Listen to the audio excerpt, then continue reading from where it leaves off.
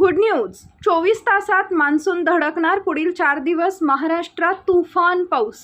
राज्यातील तापमानात मोठी वाढ झाली असून वाढत्या उकाड्यामुळे नागरिक प्रचंड हैराण झाले. राज्यातील अनेक जिल्ह्यातील तापमान 45 अंश सेल्सिअस पर्यंत पोहोचले. प्रमुख शहरातील तापमानात देखील कमालीची वाढ झाली आहे. नागरिकांच्या अंगाची अक्षरशः लाही लाही होती. शेतकऱ्यांपासून सर्वजण पावसाची वाट पाहत आहे. अशातच मान्सूनबाबत मोठी अपडेट समोर आली आहे.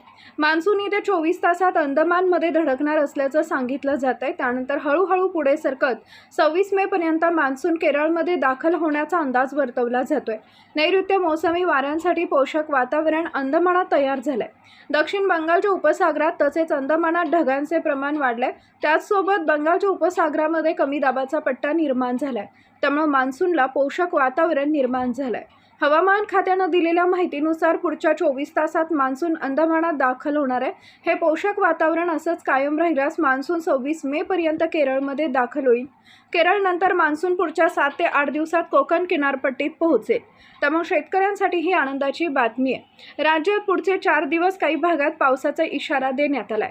कोकणसह गोव्यात वादळी वाऱ्यासह पाऊस पडण्याची शक्यता आहे. राज्यातील अनेक जिल्ह्यात तापमान जळगाव 45, अकोला 45.6, उर्वरित महाराष्ट्रात 40 अंश सेल्सिअसच्या वर जाण्याची शक्यता आहे. दक्षिण मध्य महाराष्ट्र आणि दक्षिण मराठवाड्यातील काही जिल्ह्यात तापमान कमी झालंय.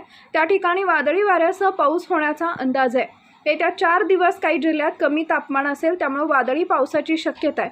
सातारा, सांगली, सोलापूर, लातूर, धाराशिव आणि आसपासच्या जिल्ह्यात पावसाचा इशारा देण्यात आला आहे. कोकण, सिंधुदुर्ग, रत्नागिरीसह गोव्यात 3 ते 4 दिवस वादळी पावसाची शक्यता आहे. उत्तर मध्य महाराष्ट्र आणि विदर्भात उष्णतेच्या लाटेची शक्यता अधिक आहे. समुद्रात कमी दाबाचा पट्टा अधिक सक्रिय झाल्यामुळं वादळी वाऱ्यासह पावसाची शक्यता आहे. राज्यातील अनेक भागात उष्णतेच्या लाटेचा इशारा देण्यात आल्याने नागरिकांना खबरदारी घेण्याचं आवाहन हवामान खात्याकडून करण्यात आलं आहे.